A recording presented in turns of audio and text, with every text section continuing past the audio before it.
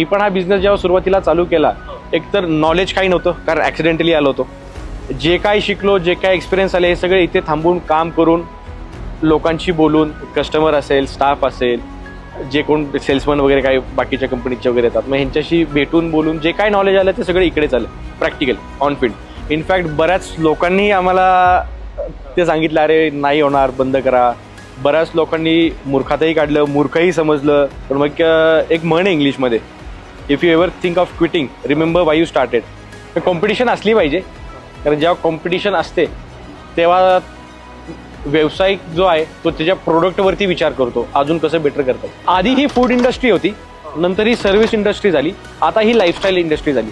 आमच्याकडनं चुका होत नाहीत असं मी म्हणतच नाही, आमच्याकडनं चुका होतात.